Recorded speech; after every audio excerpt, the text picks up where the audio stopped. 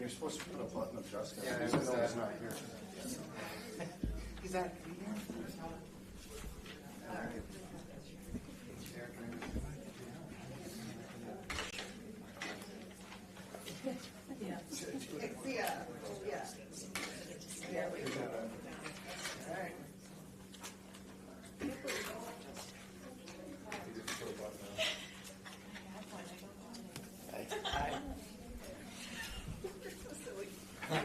There's one left. There's one button left. Has everybody got one? All right. Close-ups on these. Yeah. We'll make sure for this. Yeah, that's right. If you put one here, that's probably not going to stay though. No, Almost though. There.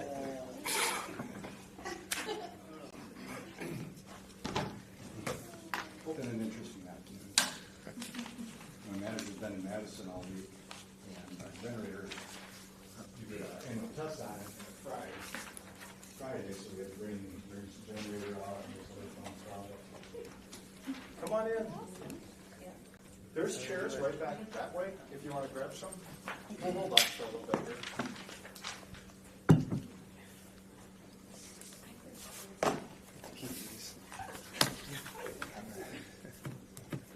Not quite as many as a pickleball group, but it's good to see.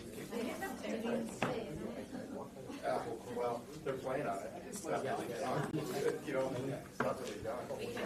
It's playing on it tomorrow. Yeah. Yeah. Hey, Tammy. Do you want to take? Hey, Mike. You want to grab a chair? Here's one here. There's an extra one. Let's roll this down.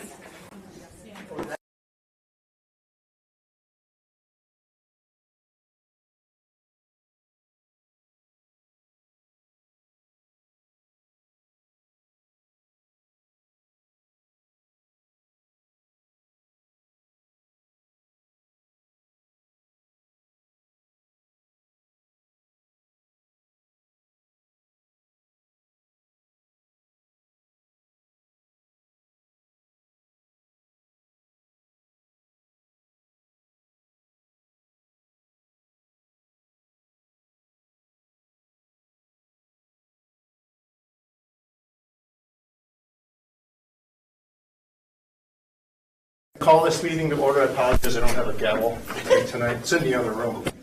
So we're going to move right on to item 2. This is approval of minutes from September 11th, 2024. To entertain a motion. Motion by Brett. Second. Second by Chelsea. Thank you. Any discussion on minutes? All in favor? Aye. Opposed? That motion carries.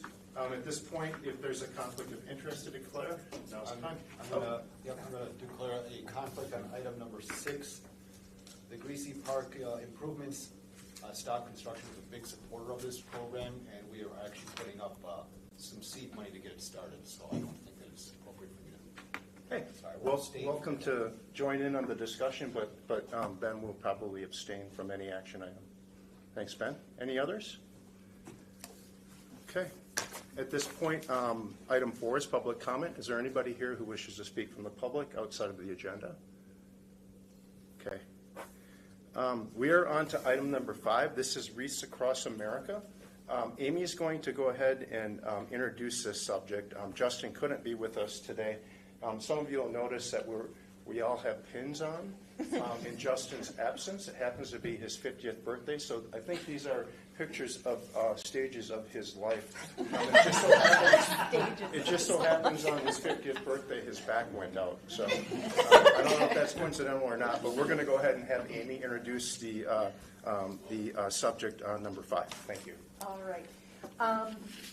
Wreaths Across America is a nonprofit organization established in 2007. Its primary activity is distributing wreaths for placement on graves in military cemeteries. Last year they did come to Hillside and they placed 544 wreaths.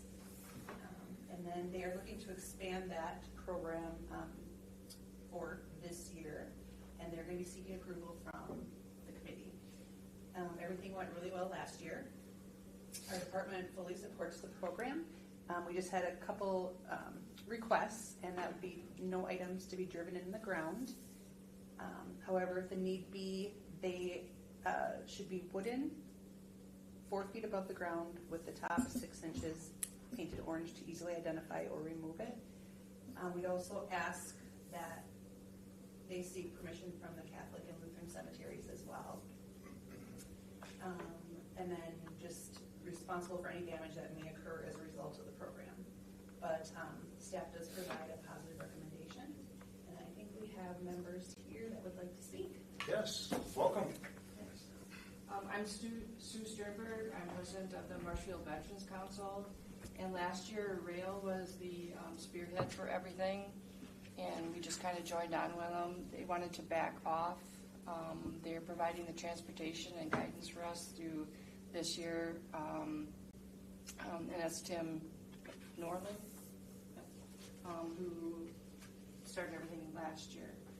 This year, our aim is a little bit higher than the 544. We're hoping to get 2,200 to 2,300 wreaths placed. Right now, we have 855 to go, with more pending.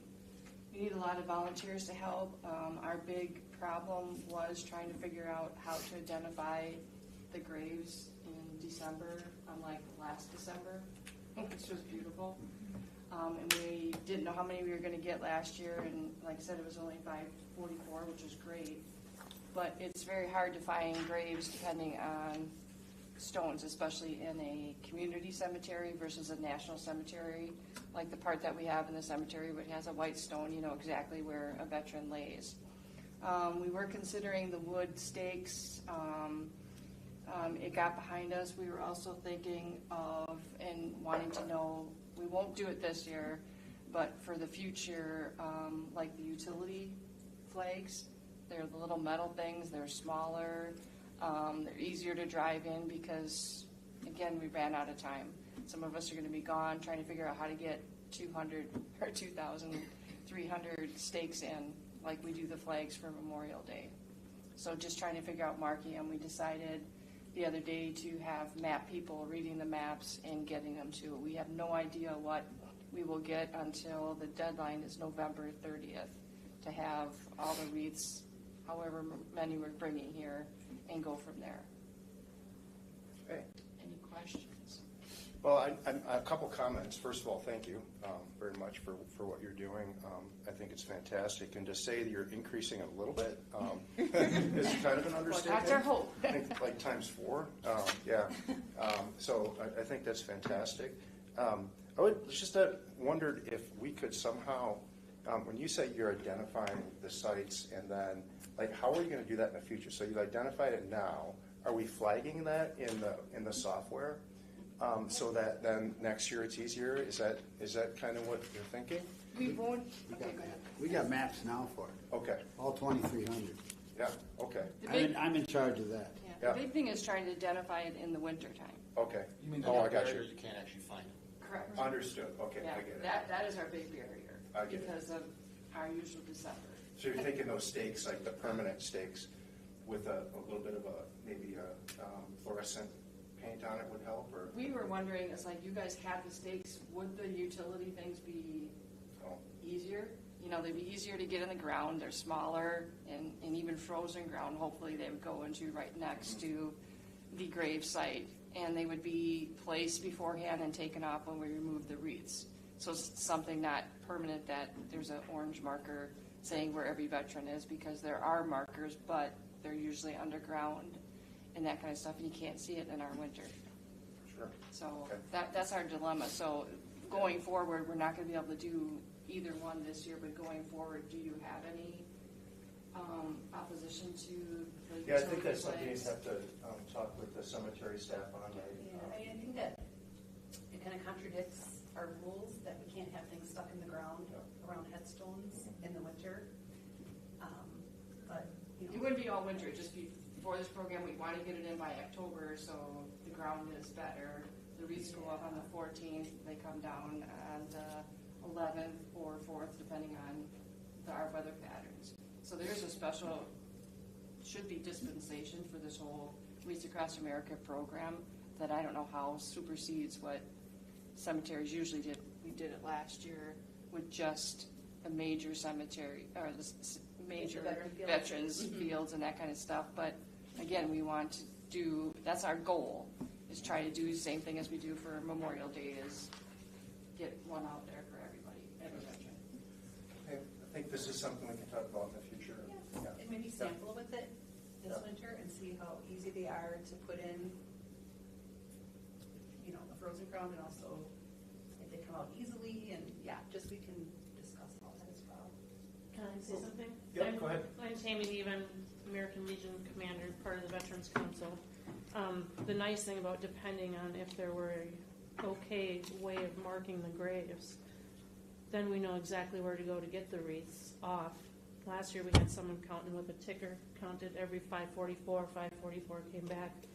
We just don't want to remove the wrong wreath from someone else's grave that a family member bought, so. Another. Yeah, all right. Okay, so at this point, I would entertain a motion for the proposal as it stands for approval. I'll make the motion. Ben's first, can I get a second? I'll second. Brett, second. And do we have discussion? Do we have other questions? So last year, did you guys have stakes No. placed? No. The wreaths were just placed in front of the Right. gravestones. And, And is that what the plan is for this year currently? It is not, we're under the gun now Okay. for, trying to figure out how many, if we could get approval and all that good stuff, getting the stakes, the cost for that and that kind of stuff. Okay. We're just gonna have map readers like we do on Memorial Day out there in whatever temperature it is, pointing people to put one here. And it's not just so you all know, it's not just grab 10 wreaths and it is go to the grave, put it on there the right way. Military, we would salute, say their name, and then go get another one and go to the next one. So it's not a put all the flags out as fast as you can. It's a ceremony for the veterans. Okay. Okay. Other questions? Discussion? Okay, well, we have a motion and a second. All in favor? Aye. Aye. Opposed? Okay, that motion carries. Good luck. It's a lot of work. Come and help, please. Tell all your friends. We're getting ads in the paper and everything, so Okay. we hope to see a lot of people. out Sounds there. good. It sounds like a And lot yes, of work. make light work. Yeah, all right. And not the warmest time of the year, so, No. yeah, okay. All right, All thank you right, very much. thanks. Thank you. All right, we are going to go ahead and move on to item number, let's see, we are on item 6. This is the Greasy Park Improvements Leadership Marshfield Project. In lieu of Justin, we're going to have Ben introduce this. All right, so Greasy Park is a soccer complex I think everybody's familiar with. There's a large wooden playground there that was constructed in the year 2000. Usual wooden playground lasts about 10 to 15 years. So we do put a lot of time into maintenance and keeping that playground usable for the kiddos. There is money in the CIP currently for 2027 to replace that playground with a traditional metal steel playground that you see at the other parks. There is a leadership group here tonight that wants to speak on making repairs to the playground.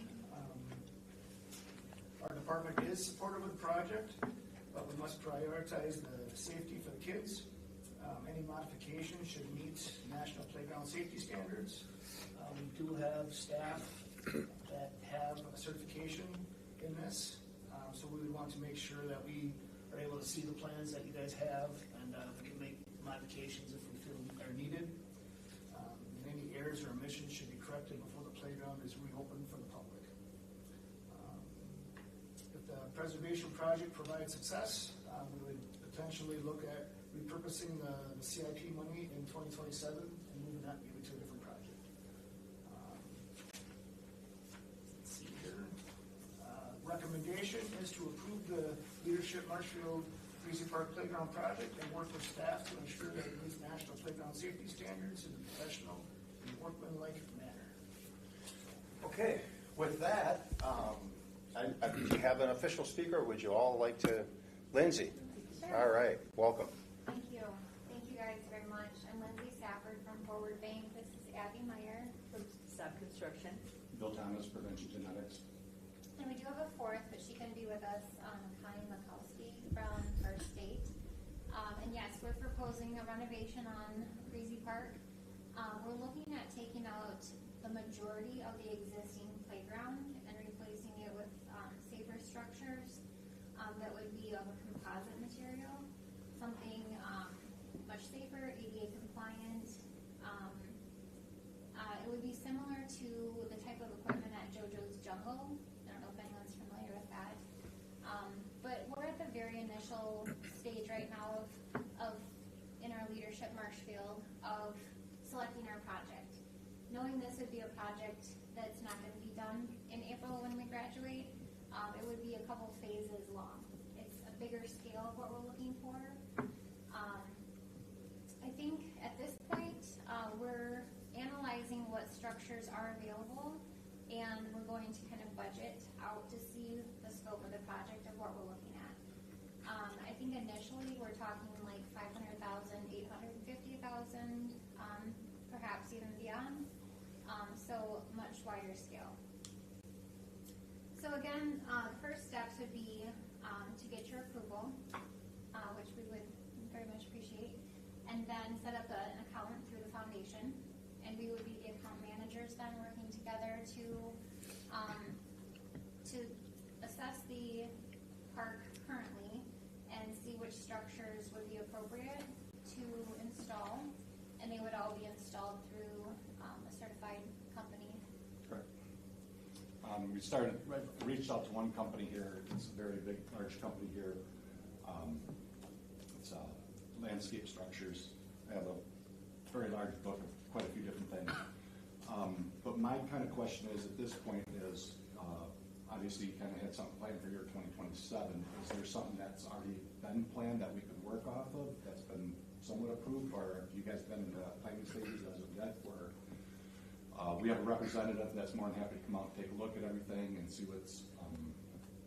There's nothing formally planned yet. We just have monies allocated at this time. Okay, so if we would work on having a layout put together by this company here and then a budget, we would present that to you, I assume, and your safety inspectors could take a look at that. And if you're working with a company like that, we do have landscape structures in our current system. So Seems like a pretty large company. I'm confident they would have everything standards appropriately. And then, so, like with the original footprint there, I know you said on there that they, like, some people were talking about preserving what's there, but I mean, to me, everything that there is, I mean, it's dangerous right now. It really is. I mean, it's old, dilapidated. They've done some temporary fixes with material that's not even approved for outside.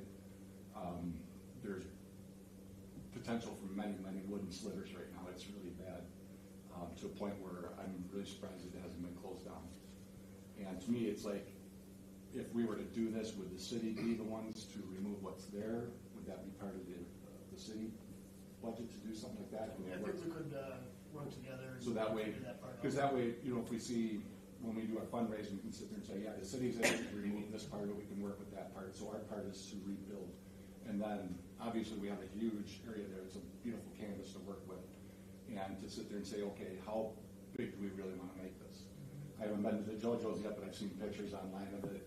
I've been to a lot of other parks, and I mean, some of the stuff they have out nowadays, it just blows your mind away from, adult from what we had for kids, And even what was there, the tires and stuff, and I'm like, even my neighbor, they have a little wooden tire, and she's like, you take that out, my grandson's gonna be mad, but, but the thing is, some of the new stuff they have nowadays is just it's mind-blowing, but of course it all costs money, but. It does, including the pour-in-place surface type, which would be really nice to have, And that's, in my big thing is, it was kind of fun when our group got together, and all of you know what Leadership Marshfield is.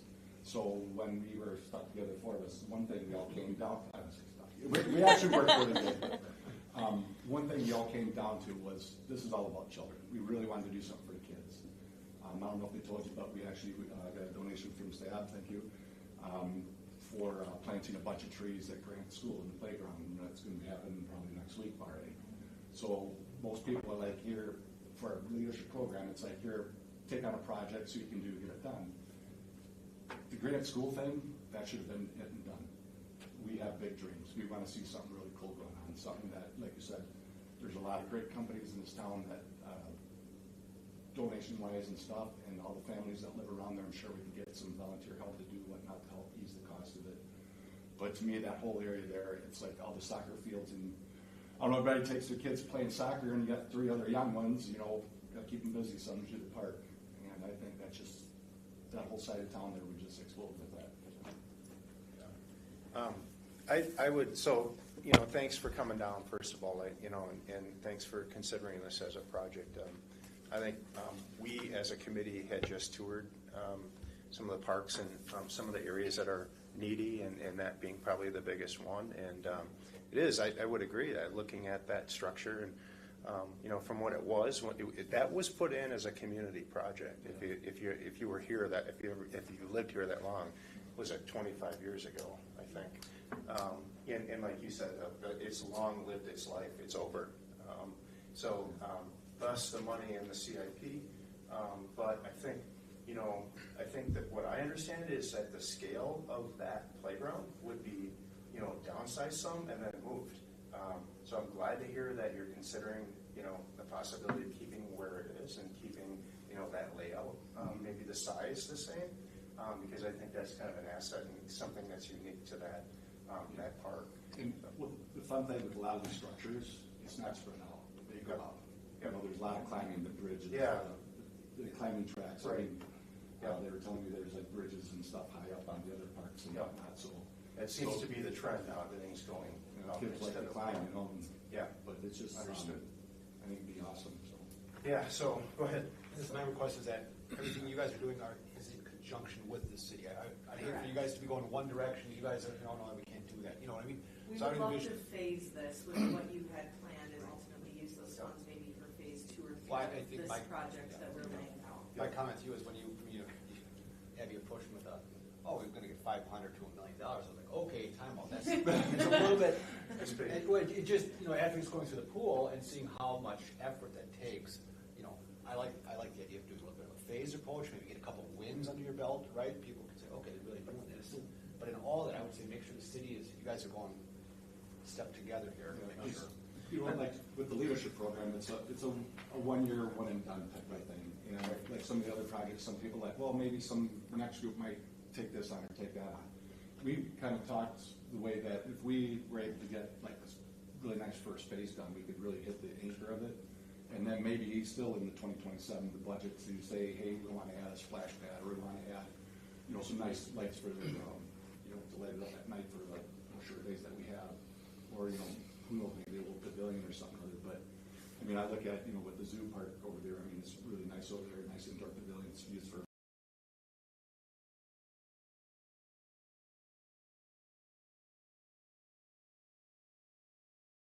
And to see what this community has done and what they do is just, it blows my.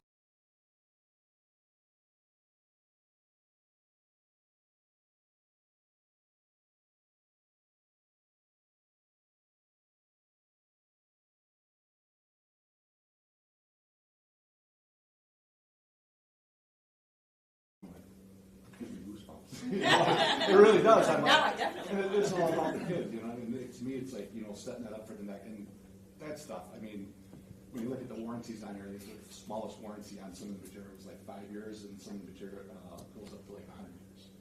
So, I mean, this is not, Just one quick question. So, if they get the approval, what's that? Who's the city contact that your group works with as you develop this?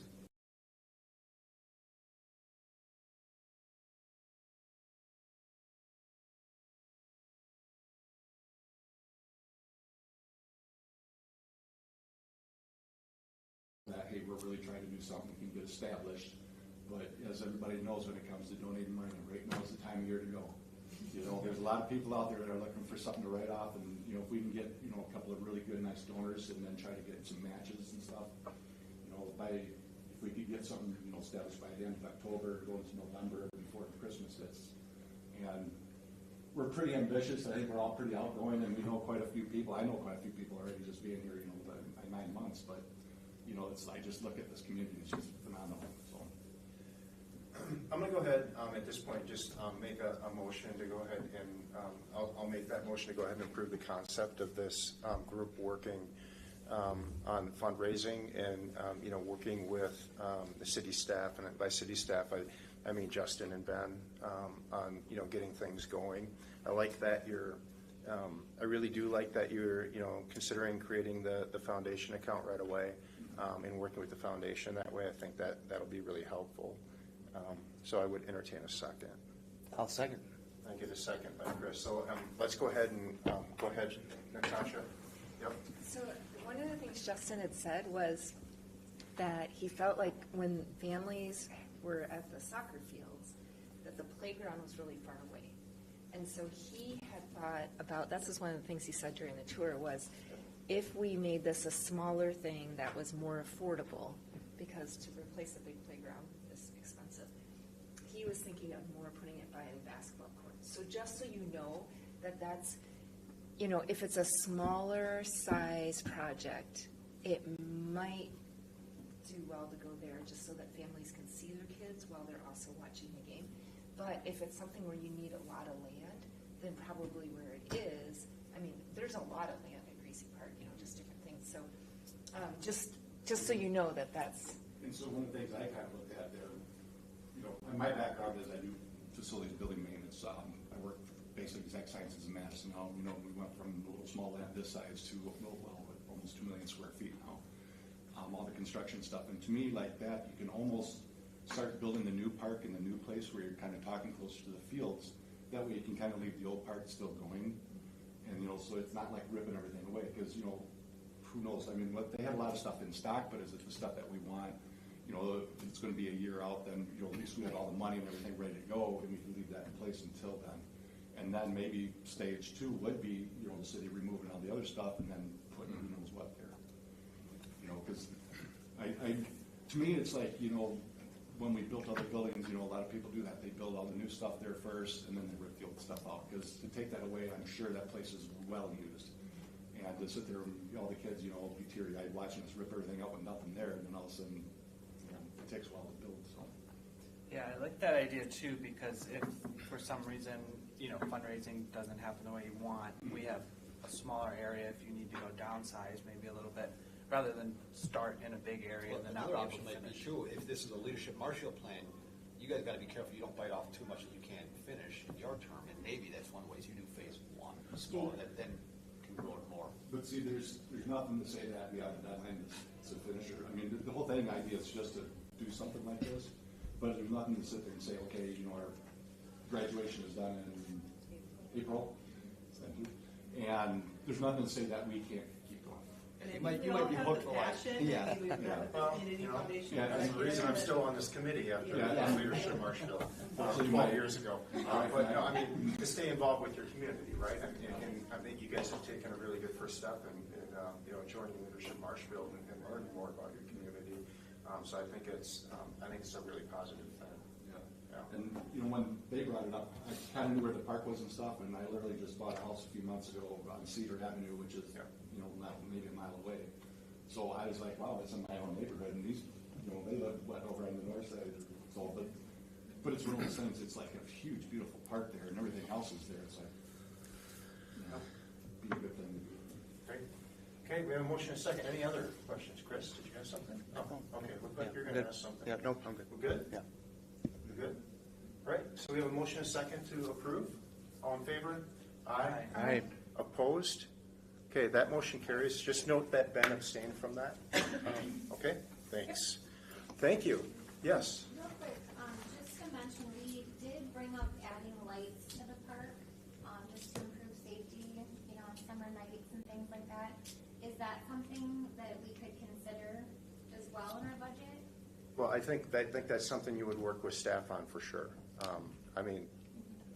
I personally don't see why you wouldn't be able to do that, right? That's something that would be an amenity that you're interested in. That's certainly something you can. But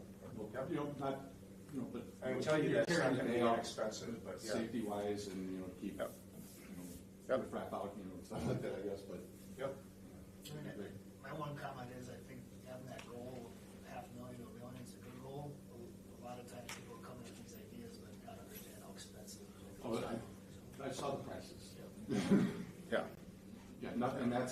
that's just structure.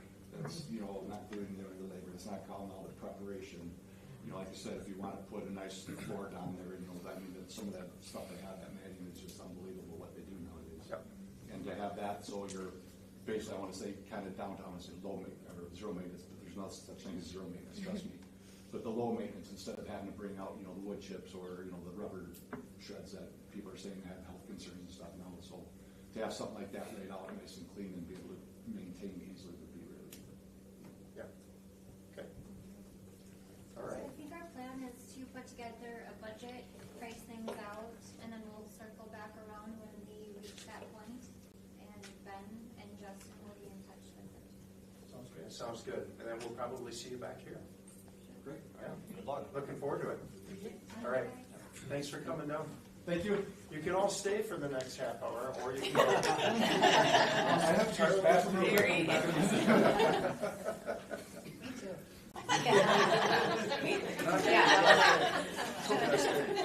Ben, did you have a rep that you worked with at all running the new stuff, or is it? I can get you that information. So I had one, so I did it, was a guy out of Blue Mountain, down by Mount Hood, and he takes care of this area, and he was like, oh, something going on next week, he was like, the week after, we take a look at it, so. Okay. Maybe something I can, if I get your email, whatnot, we can plan, and we can have a good chat or something. Sounds good. Get a group together. Thank you. All right, thank you all. Okay. All right, we are on to item 7. This is the Amanda Hay Waters Annual Report, and this is presented by Amanda. Right, it's a long one, you guys. Yeah. And I will look at that. Yeah, let us digest it and bring it back. Yeah. So there's a lot of explanation, but I'm a visual learner, so I've got a lot of graphs and tables. It's essentially a mirror image of the report last year. I just obviously changed and updated everything. So I'm just going to start reading because I don't know where to start. So Marshfield Parks and Rec had another successful season at Amanda Hay Waters this year. We had 66% of the employees were returning staff from last year, and specifically 73% of the lifeguard staff were returning employees. So it's a really good retention rate that we have going on there. A total of 73 operational days were originally budgeted for, and 74 days were scheduled, knowing that weather would be a factor in closures at some point, which obviously this summer was at a lot of points. We ended up being open 68 days out of the 74, and we were scheduled for 7 operational hours per day. Some days were less depending on the weather. Admissions and concessions prices were kept the same this year as last year. Revenue decreased by approximately $20,000. It was alarming to me at first, so I dug a little deeper, and it seemed high, but the daily average revenue last year was $3,300 per day, and the daily average on all the days that we were open this year was $3,250. So I mean, every day that we're open, it's approximately the same. It's just we couldn't be open as much because of the weather.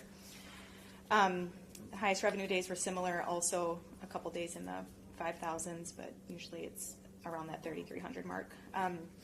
The graph shows the attendance, which went down slightly, and then revenue went down, which I just explained, and then expenses went up, but I will explain that later. Any questions? Okay.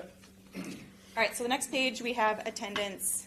I'm going to say the word weather here like 800 times. The graph here shows, I tried to make it a visual, but all the gaps are like right in that middle range. If you see like 77 degrees down to like the 68 degree mark, the gap between the green and the orange graph is essentially a huge drop in attendance based on weather. Obviously on hotter days, we have more attendance, and on cooler days, it's lower attendance. Right now we have a weather closure policy of 66 degrees and cooler. It's not out of line for the state of Wisconsin, but I've checked with a pool specialist company today, and they said typically around 70 is around the degree that pools typically won't operate nationwide, but in Wisconsin you go a little bit below 70 just because it's Wisconsin. So this very bottom graph shows actually the days that were in the 60s and 70s, 80s, and 90s between last year and this year, because I just want to keep reiterating that last year was a humongous anomaly, and we were only closed 3 days overall. So there's that. The next page shows our historical operational hours. So this goes back to the HEFCO days also. I just I'm just keeping adding to it. I don't know how many years back you want me to go. But the percentages of scheduled days versus scheduled hours that were planned versus actual hours that were open. Even though we were open less this year, the percentage was still kind of in line with last year and higher than all the other previous years except for last year. So we were open 85% of the days that we planned, hours that we planned for this year. Let's see. And then on the bottom here, for admissions, I track season passes versus day passes.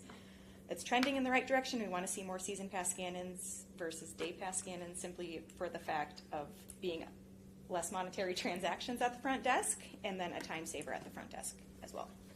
So it's trending in the right direction, but we're still like less than half a season pass holders using the pool. All right, so then the next page is another chart for attendance. It's always interesting to me to see the busiest days versus the slowest days. Again, this year was really weird because of the weather. All the yellow days were days that we were partially open, so it either started out stormy or ended up being stormy, or too hot or not too hot, but too cold, where we had to close. And then the red days were full closure days. And then on the bottom, I totaled up all the each day for the whole summer. The busiest days ended up being Sundays and Tuesdays this year. Last year they were Fridays and Saturdays, and then in 2022 the busiest day of the week was Tuesday. So there's no rhyme or reason to what day is the busiest, it doesn't seem like, per year. And obviously weather has a huge factor in that too.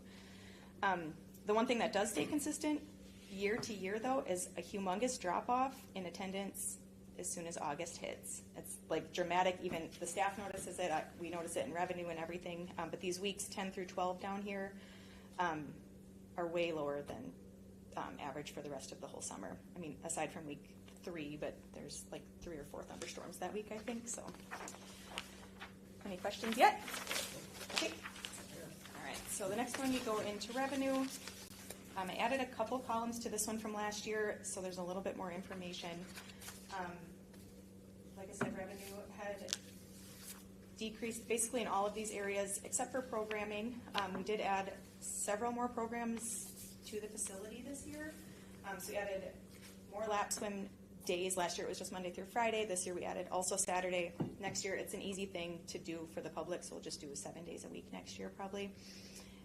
We added aqua size, and actually, even though the classes weren't full, people actually participated in that versus us having to cancel for low enrollment, so that was good. And then this aqua Zumba class is insanity crazy busy. I mean, I could have it every single day of the week probably, and it would fill up every single time. So first year we had 1 class, last year we had 2 classes, this year we had 3 classes.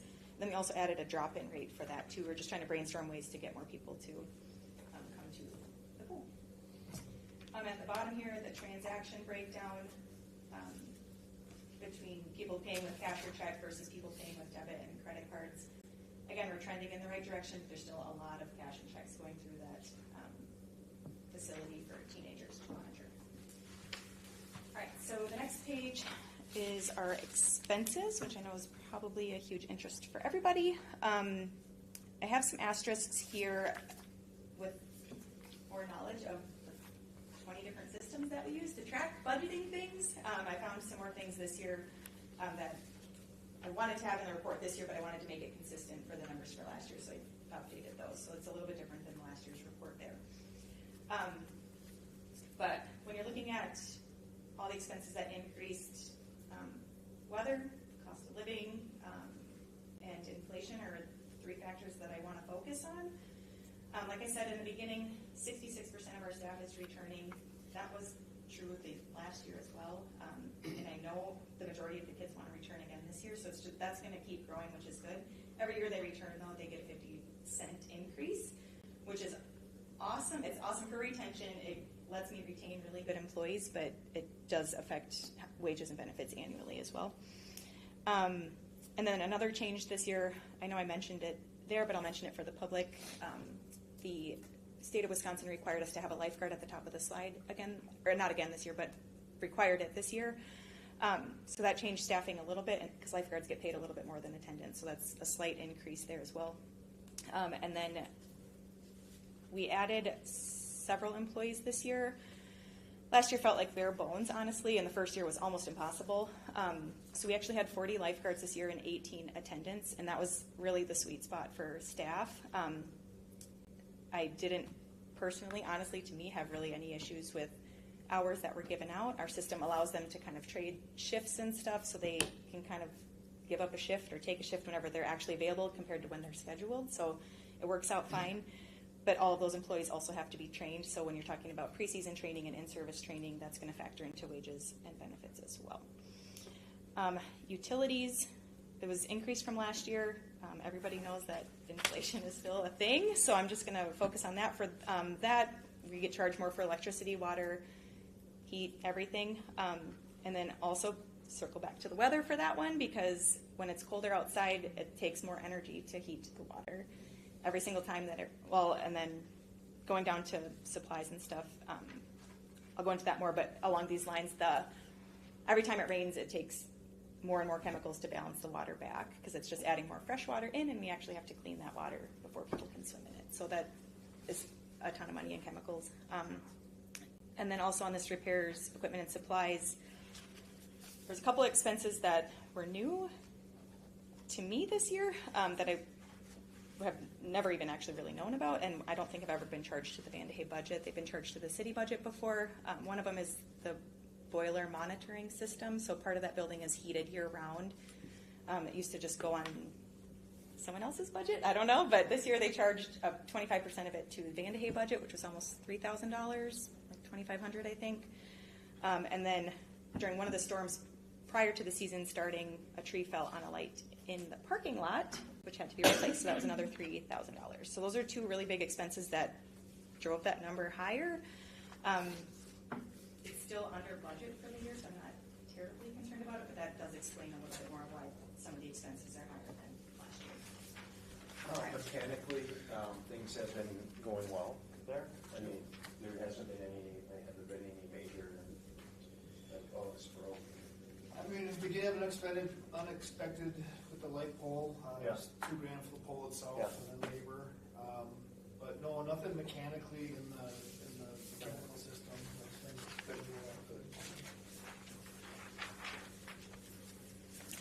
On the next page here, I have the cost recovery data, which I did update last year's as well. The 2023 report showed 9% positive difference from 2023, which looked and felt like a rock star, but we're closer to breaking even last year after I adjusted some of those numbers and the expenses they were already there. I just didn't factor them in last year when I did the report. This year we showed a little bit more of a loss, but still less of a loss than all the previous years aside from last year. Can talk about the weather another 5 minutes if you want, but I'm going to attribute all of that to the weather. And then the next page here. Can I ask a question on cost recovery? So is it in the city budget that it breaks even, or does it run at a deficit?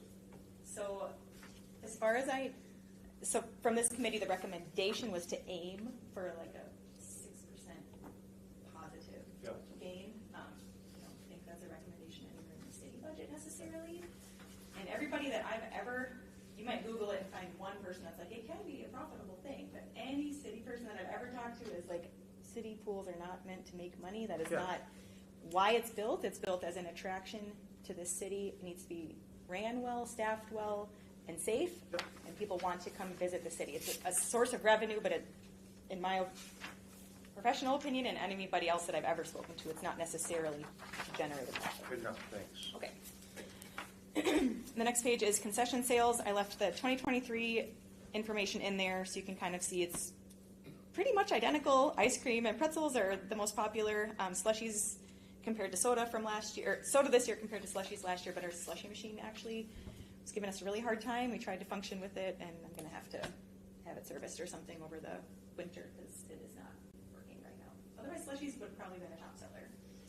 And then it's always time, health, and fitness. That is recommended also by the committee, I believe, to continue to have healthy options available. As you can see, they're severely unpopular compared to ice cream. So there's that information for you. Whose idea was that? I'll probably keep having stuff like that, because as a mom, I appreciate being Yeah. able to buy something that's not just pure I think sugar. that's for the my kids. feedback that we got from the public, right? Is Yeah. like, hey, it'd be great to have some healthy options. Yeah, it's not like I can have fruit, because it's like sits outside, I don't know. Right. Just have it there so we can look at it, right? Sounds good. So we can say that we're. Yeah, that's not a bad idea, actually. So then I just have some summaries here. So for staffing hours, honestly, the lifeguard hours went up slightly from last year, and attendant hours went down slightly, which is completely expected, because I added lifeguards, took away an attendant, and then staff on duty actually did change, because I had those 11 guards, so 8 are in chairs in rotation, 1 at the top of the slide, and then there's always 2 in the break room, and then they rotate every 15 minutes. So those 2 in the break room are getting a 15-minute break, and then they kind of come out and give someone else a break. Those 4 attendants, I will say that is pretty tight. On busy days, that is difficult to manage, because the front desk is busy, and then concessions is busy, so if we need to, we call in an extra attendant periodically. It doesn't happen, this year it didn't happen terribly often, but if we have any summers like last summer, we'll need probably 3 people in concessions. Starting pay breakdown here, I kind of talked about that. The facility summary, I've talked about everything on here, so feel free to review it. On the very last bullet point there, it was programming outside of normal operational hours. Just to show that we added kind of a lot of programs and little special events. So we added more aqua size, more aqua zumba, more lap swim, more adaptive swim. So last year we tried it once. It was great. This year we tried it 3 Wednesdays in a month, and then we ended up just adding in 2 more in August also. I would say there's not a super ton amount of people that come, but the people that do utilize that time need to, and I would say it's a 2 lifeguard situation. It's not terribly expensive to do that. The 2 free swim dates that we offered were provided to us from a community member who wanted to see the pool getting used more even on cooler days. That was actually the goal. So she chose her days and actually paid for all the attendance during those times. So that was really nice of her. And then Nikki has a kickoff to summer event at Wenzel. So we're like, we need to have something at Band Aid to close off the season. So we planned this farewell to summer event. I planned it with 60 teenagers, so it was real fun. But actually the turnout was great. I was there most of the day, and honestly, the kids loved it. The parents loved having something. We just did like scavenger hunts and silly things in it. We had a cannonball contest. We did give away a couple free passes.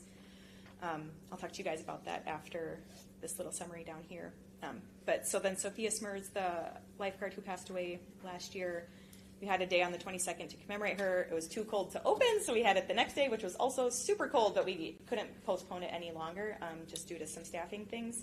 So I think that day we had like 70 degrees and gloomy. So it was not the best turnout, but that will grow over time.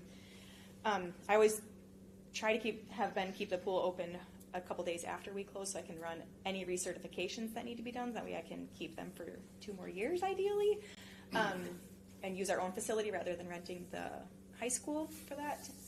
This year I had them open it a couple days early so that I could also use our own facility to run the lifeguard courses at our facility rather than paying money to rent at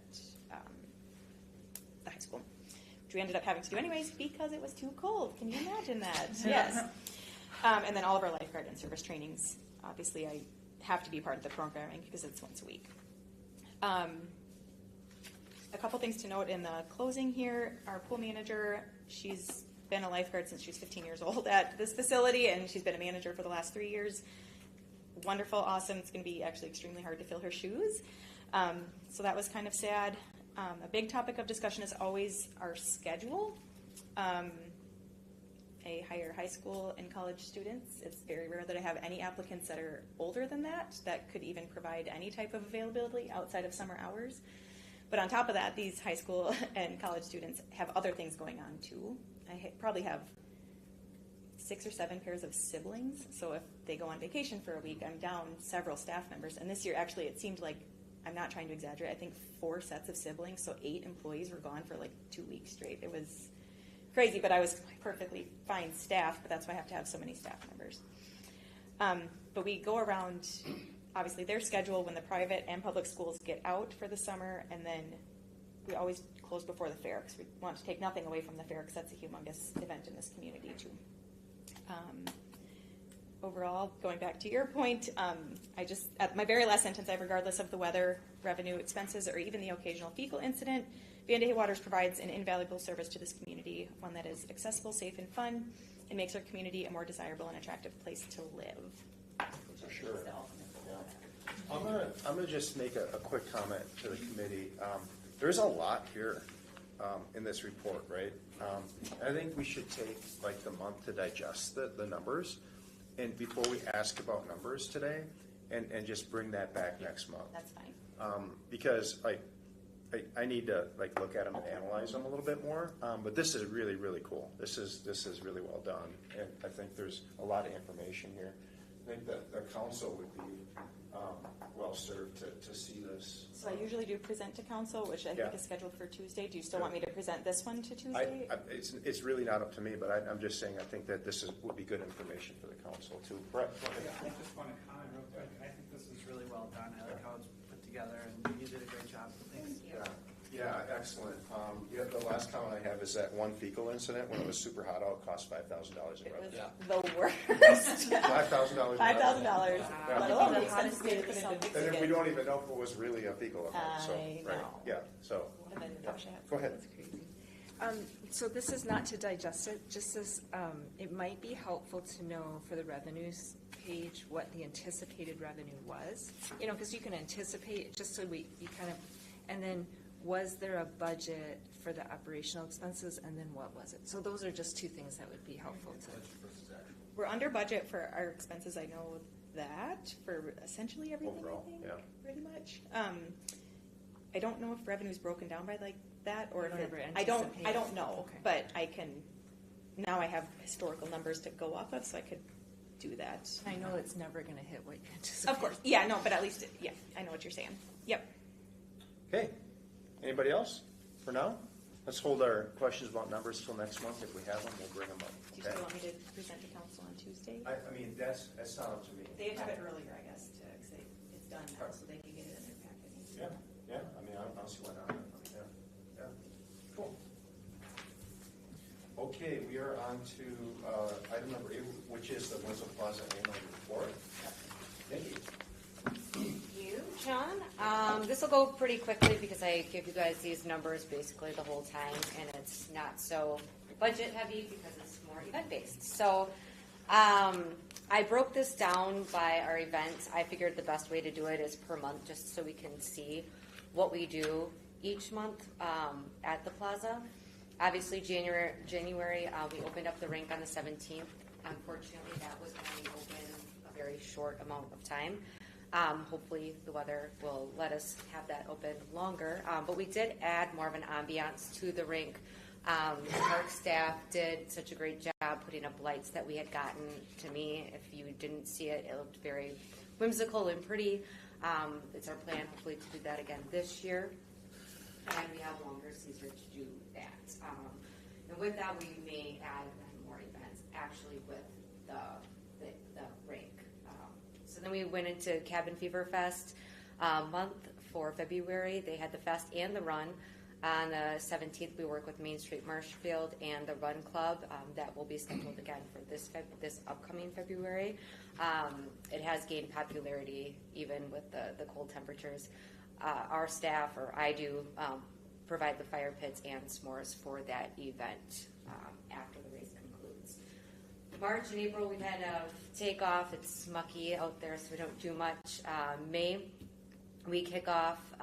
The summer event happened in May this year. We partner with Visit Marshfield and Midwest Communications to bring that. We officially turn on the fountain. We offer prizes for attendees, and then Mayor Lois T. Strake does the honors of turning on the fountain. We had a great turnout this year. It was a warm, beautiful day, and we were able to get that kicked off. And that always preempts Dairy Fest. We like to do that because then we have it on for Dairy Fest. Hub City Concert Series also kicks off. We definitely saw attendance in the concert series this year increase. I think that now that we've established a bit of a portfolio of bands, people know that we're going to have the quality there and the different types of genres. So we're seeing that increase. We actually had food trucks every single concert series. So The food trucks, Sure. awesome. And then all of our friend groups before the food trucks, Yeah. they didn't want to go down. yeah. And now knowing that you can get something down there, it's Yeah, awesome. So we do have which food truck and then just the attendance breakdown each month. So June and July is basically Hub City Concert Series. And this is the band. We had 2 in a row that we had to move into OGAB Community Center. That is a work in progress. I think that the venue itself will be a good venue for rain location, so we don't have to cancel like we have done in years prior. Obviously, attendance was substantially down for those events. We still had a food truck. We're working on just getting the echo when we have bands handled, and I did purchase things to hopefully have that for next year if we have to move in. Hopefully we do not. But it is nice to still be able to have it and we're in location. So we will continue to do it at OGAV.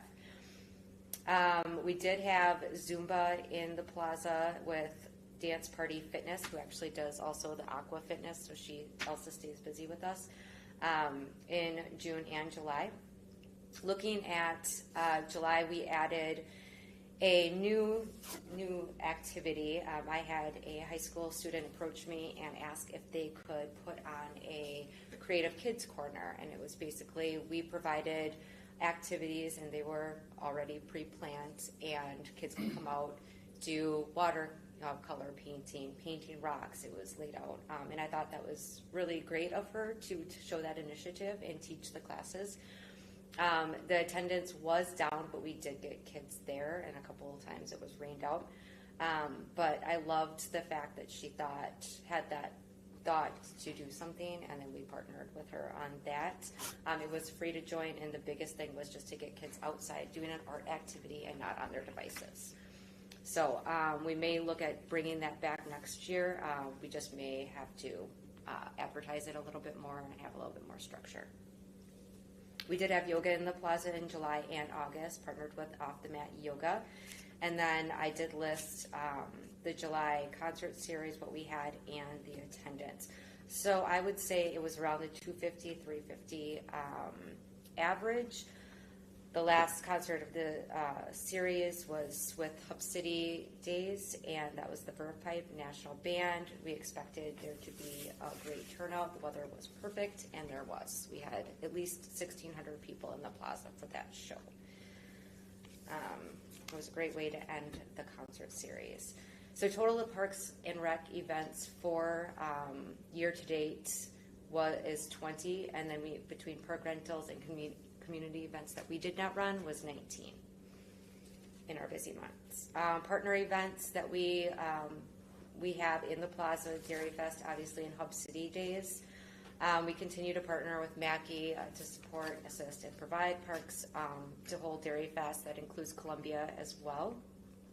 It was another successful year. I think that they will continue to hold the main event at the plaza. Same thing with Hub City Days. There are more activities in the plaza with that. We had movies in the plaza on 7/25. That was well attended.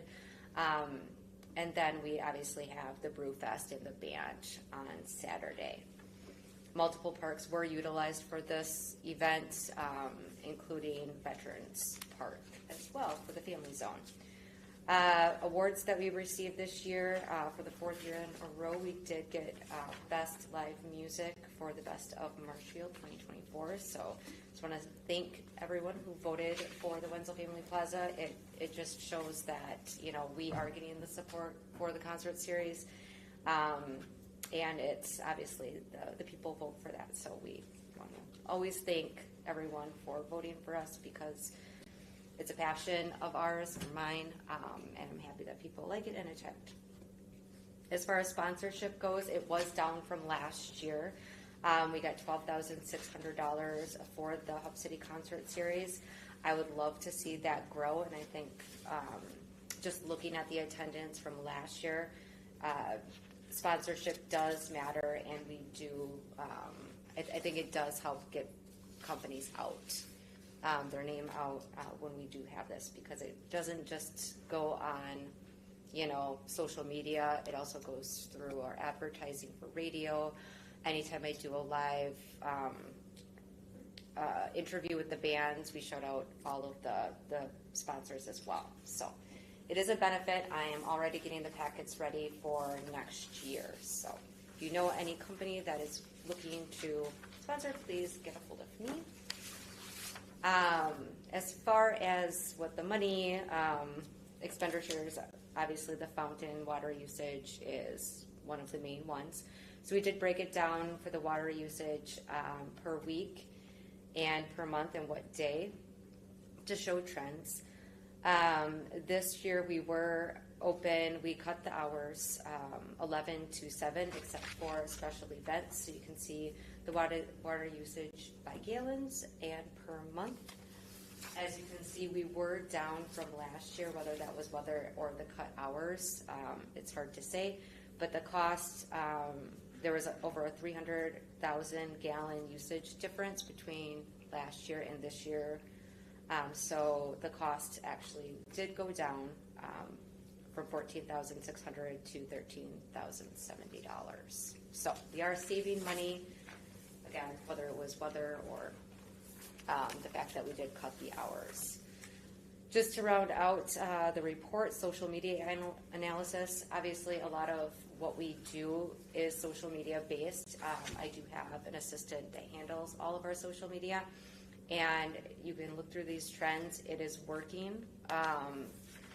Year to date from last year and even the year before, when we weren't on social media as much for the concert series, we didn't get as much tracked, but we have over 44,000 reaches for that in the videos and what we do to promote Lorenzo Family Plaza. And then the back just shows you what the Instagram reach looks like as well. So I think it's working.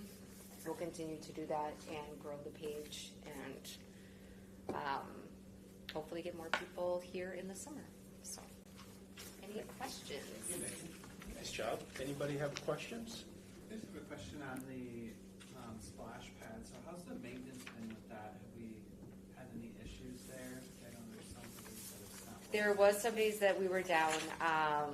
Right when we opened, there was a main line that broke towards the road, not with the pad itself, and thankfully that was noticed by one of our city staff employees, and within a couple of days it was fixed. So it was not the splash pad or the fountain itself, it was a main line leading into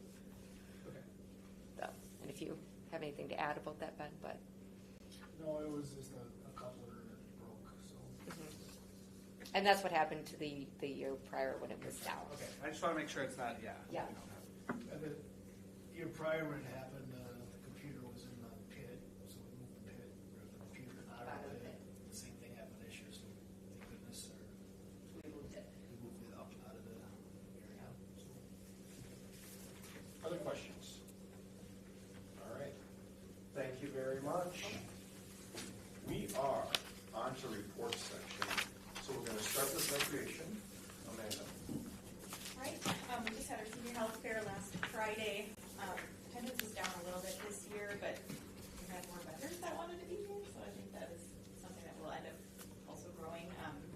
It's the second year back after COVID. Last year there was 220 seniors that attended, and this year was about 175. Last year also we had 41 vendors. This year we had 53. I did request reports on how many vaccinations we're giving, because we run a vaccine clinic where they do RSV, COVID, and flu vaccine, maybe shingles too, but that didn't come in time, sorry. We also run a shuttle bus for that from the fairgrounds to our building. I know last year it wasn't very popular, but I think they brought a couple bus loads of people, so I'm just kind of looking for numbers on that. And then something new I did this year for that event also is send out a survey to all the vendors, just requesting their feedback on how it went, time frames, schedules, that kind of stuff, because it's our second year doing it, and we're all kind of. Do you remember the last year's participant? It was like 220, yeah, right at 220. Right. Yeah, so it was, I mean, quite a bit less, but the weather was really nice, and all the seniors kept saying, it's too nice to be inside. That was the main feedback I had from people who were actually here. So it can't be too cold and also can't be too nice because otherwise they won't come. So chalk that one up to the weather too. Let's see. So now we have our senior coordinator in place. I would say she's doing a wonderful job. So there should be an increase in programming here soon. She actually is really great at coming up with ideas for like marketing and stuff, and she's a very good self-starter. So I'm very going to rely on her heavily to increase the senior stuff on my own versus so I can focus on cool stuff. ADRC meal site's still here. They've started Meals on Wheels prep here as of a week or two. It's going totally fine. They don't really need anything from us yet at this point in time. We had a couple of programs starting in September. Fall soccer started and is actually wrapping up this weekend. I actually coached that for the first time ever, which it's honestly the most fun I've ever had with my kids probably. So I'll definitely be coaching that moving forward. So anybody who's wanting to coach, PSA, we need coaches. There's 325 this year. I'll have numbers, historical numbers for that. I think we were 360-ish last year. We do actually have several fewer teams this year. So I don't know what's up with that necessarily, but I'll have those numbers on a different report later at the end of the year. We also had a tennis program that started. We did cancel one due to low enrollment, which we haven't had to do in a little while. They don't have an explanation for that because that's indoors and weather doesn't affect it. And then we have another season starting in October and then a couple more in January, March. Little Tyke Soccer, we had actually overloaded that program with 26. I got a lot of positive feedback and a lot of parents wanted to volunteer for that one too, so that's really nice. We do have a Pickleball 101 class that started yesterday, which is full at 8, and then we have another one starting on Sundays, I think it's in November, which is also currently full. I will say that is a very difficult one to find and keep an instructor for. So if you know anybody who wants to eagerly teach pickleball, send them my way. That's interesting. Who is your instructor this year? Alex Drager, and he actually taught it the other year. We had it in May as well. Yeah. It's difficult because it's 1 hour a week, so you're talking about trying to pay somebody for 1 hour and they get a paycheck that's 2 hours and taxed, and that's the biggest discussion with it. So, I mean, if it's to be a popular program, right? It sounds like it is. Have people on a waiting list. So, as Alex must know people from that pickleball group that we could, start reaching out to. Yeah. They're all retired. I got a couple no's, just so you know, because I did reach out to a handful of them, but I'll keep trying there too. I think it's important. Right now it's free. I'm like, we could bump up the price and pay them as a little bit different, possibly. So there's a couple different things we can do there. I don't think it's about the pay. I mean, I think these people want to. It's not the amount of pay. Right. I mean, it's just I think the they weird. want to get people to learn the game of pickleball so that it stays going. Built the courts for a reason, right? Yep. And then we have adults volleyball starting. Most of the leagues start next week. I honestly don't know where we're at with teams with that. There's a lot of them. And then I still have on there my certifications. I have to re-up my lifeguard instructor certification this fall or winter. And then the winter brochure we have, we're currently working on it. Within the month we need to get everything kind of sorted out and finalized. That's all I got. Okay. Back to the pickleball. Is that like really, really basic instruction? I kind of let him run with it. So yes, like here, this is what this part of the court is called. Yeah, okay, gotcha. It starts with that. Yep, Yeah, okay. like these people don't really know anything. I'm kind of all thinking. right. Yep. Awesome.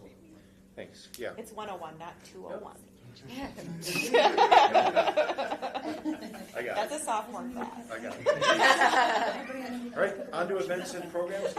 Okay, kind of went through this before, but August activities, since we didn't have this report, we had 3 Parks and Rec events, the Kids Corner, yoga, 1 private rental, 3 community rentals, and then in September we had 2 community rentals, which is not on here, but to note. Looking ahead, we have Hollow Week activities. The ones we also partner with Main Street Marshfield with this, but Parks and Rec led ones are the Luminary Hike at Weber Park on October 30th, and then we are doing a self-guided spooky boo tours the 25th to the 31st. The papers will be in the Welcome Center, and people can grab them, go through the tour, take a photo, say their favorite fact, send it to us, and then get entered to win something at the end of that. And then the holiday event planning is starting. We'll have another tree in the plaza and do the tree lighting with the reindeer directly after the holiday parade again. So that is looking forward. Got a quick question on the spooky boot tours. I know the Winter Wonderland folks will already be setting up at that time, so do they know that? It is just within the zoo. So, all lights, I mean, yeah, it is during zoo hours. So the zoo is still open during their setup. yeah, Yep. okay. So last year, we would always have Sarah, like the last couple of years, Sarah would actually do the tour. And because we don't have Sarah and hiring another one, we are just doing a self-guided. So it would be during zoo hours. Good. Anybody else? Okay. We are on to Ben. Sports for Zoo. We're wrapping up for the season. We're planting trees right now. Plant about 100 of them throughout the city. Next couple of weeks, you'll see us out buttering up facilities, blowing out water lines, air baiting, that kind of thing. Had some special events. Fall Maple Fest went well. KLM had an event that happened, if you remember him coming a while back. I think he said he had about 100 people at the Sandlot movie at Hackman Field. A couple cross-country races down at Wildwood Park. Fall Maple Fest, I didn't say that. A couple maintenance things we've done here lately. Resurfaced, sealed, and striped pretty much all the lots around Wildwood. If you haven't been down there, it looks really nice. We finished the basketball court, the volleyball courts at Oak Ave before the season starts. That turned out very nice. Boiler's up and ready to go for the winter. Hopefully we don't get started too soon, but ready. Okay. Anything else for Ben for questions? Yes. Natasha, fire. All right, I've just been getting phone calls, so I was like, I will wait until the meeting. So just a few, just questions. Mm-hmm. Is there a bike rack at the Wildwood Station? Someone went down there, Maple Fest, couldn't park their bike, and I just didn't remember. Is there a bike rack by there? There is the rent-a-bike program that's by the Wildwood Station, but There may I be heard that one. same comment. there are bike racks by each one of the zoo entrances. I know that Yeah. for sure, but I don't know about Wildwood Station. I want to say no. And like there's a playground there. So anyhow, just a suggestion, maybe if we have a list of where. I heard that same comment from somebody. Did you? It was during Fall Fest. Yeah. Yeah. Yeah. Yep. So Well, I maybe- saw like there were people that parked bikes just like Yeah. randomly next to trees Yeah. and, Yeah. I don't think there is by the playground. I know there is by the zoo entrances, but not by the building. And it might be because people know parking's crazy for that, so they're biking down. Exactly. Yeah. Okay. But, I mean, I think it would be it would be a nice place for one. Yeah. You know? Especially if you're At least even temporary for that one event. Yeah, so that was one. Also, are there any no smoking signs at Columbia Park?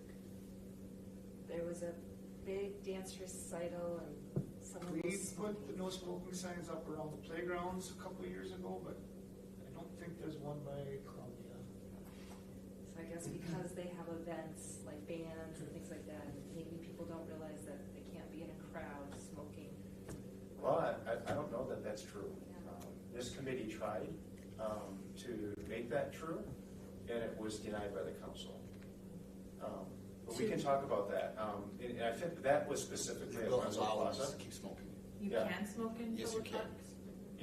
Yeah, but I think the general, rule is don't smoke by a playground, right? Go away. So we tried as a committee, but we can talk about that in the future.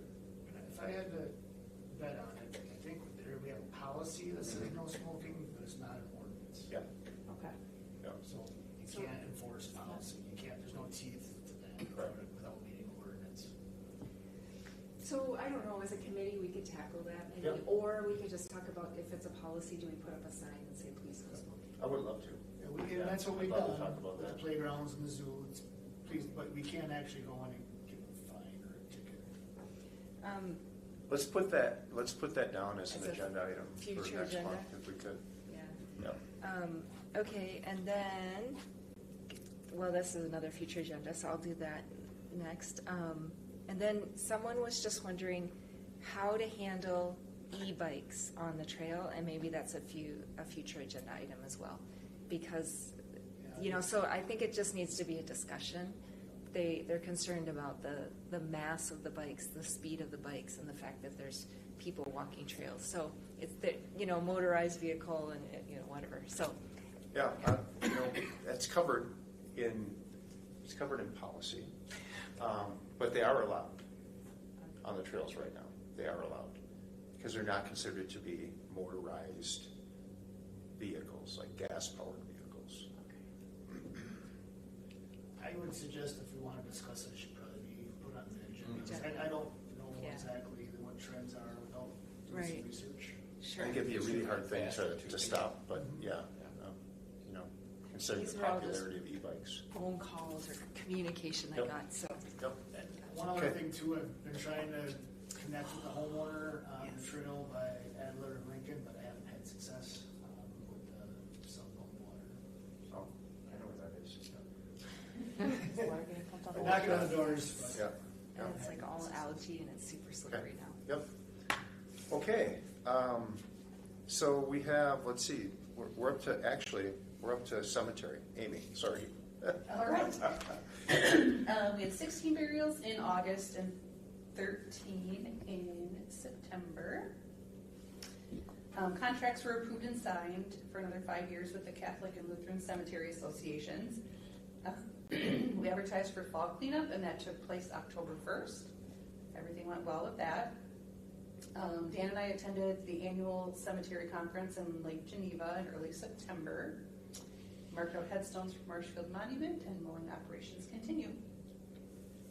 Amy, any questions? All right. Are you covering, Justin? Yeah, I can. Would you like to? Sure. At least what you know about, right? Yeah. Brain Park. I have one small thing when you. Yeah.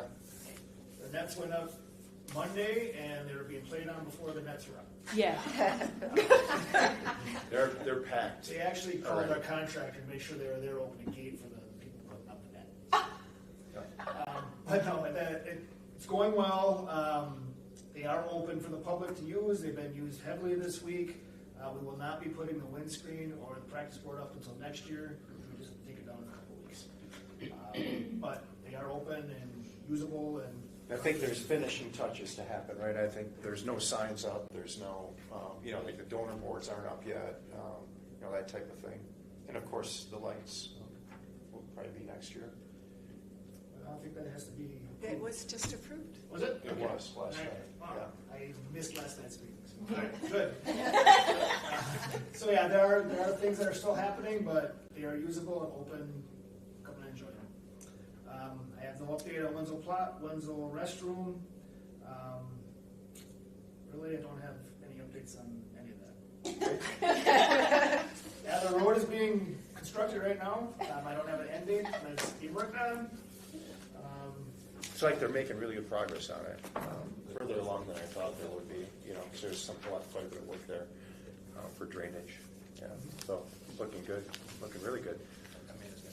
All right, so is there anything? One more thing, real quick. That little tidbit I was going to put at the end of my report. So we get a lot of people requesting free donations of swim passes for Van de Hay, and I just have been saying yes, just to get more passes out there. You're saying that people want to donate money to distribute? No, they actually are requesting it for like a fundraiser, so like a silent auction item. So we give it to them as like a family free pass, and then they have to redeem it in our office, but it's their family. So if their family's 10 people, which actually happened, I think once, it's a $300 donation. So I'm fine doing it. I've obviously been doing it for a couple of years, but I think it's time now. It's becoming a very popular request. I kind of want that to be more or less mandated by you guys. How many I should be giving out, or a dollar amount, or if they should be paying for it. Just a couple suggestions to think about while you're looking at that report. I don't have a monetary value for what I've given out in the last couple of years, but I can get that by the next meeting. Yeah, we probably want to see numbers. Yeah. I know I give out like probably 15 to 20 per year, but they're family passes, so you're talking at least $100 a pop, if not between probably 100 and 220 is probably the average. Yeah, I would suggest a separate agenda item for it and, just give us a summary Okay. of what you've been doing, kind of what the value is of Yep, them. yep. And the criteria you're using to give them out, if you have any. Right. Right, yeah, yeah. Okay. Yep, and that'll be helpful. Yep. All right, cool. Thank you. And then, are there any items from Parks, Recreation, Forestry besides what Natasha brought up? Anything for future agendas? She This is. does not all have to be in one meeting. This could be like our Winter. winter work. This is why we're here. Yeah. Yeah. So can we go over as a committee the bike ordinance? I tried to do that at council. We didn't really do any of the work. I thought if a committee, if we could just look at it and see what makes sense and what doesn't make sense for bicyclers in the city. Some of it is really outdated. Some of it you have to have for state law. So anyhow. So that it's really not like I guess it wouldn't be a responsibility of Parks and Rec, but you want like a committee to kind of take a cursory look at it, and make suggestions. Yes, and I then don't see why we couldn't. And then we could then we could present whatever it could be like presented like, hey, we'd like to update this ordinance. Yeah. So I just thought it would be better if we had sort of a bunch of people. Why not? And then so we're also going to look at the policy for smoking in parks, and do we have a policy for trail riding? I'm assuming there's something in there for like no motorized vehicles. We do. And I know we do because we reviewed it recently, like within the last 2 years. Okay. Yeah, we do. We have a policy. So those maybe could be agenda. Well, we could do one a month. Yeah. Yeah, great. Anybody else? Okay. Yeah, let's. Happy birthday. He's watching, I'm sure. I will say though that our next meeting is at 5:30 Wednesday, November 13th. Please let me know or Justin know if you can't make it. And at this point, seeing nothing further on the agenda, we are officially adjourned. Thank you.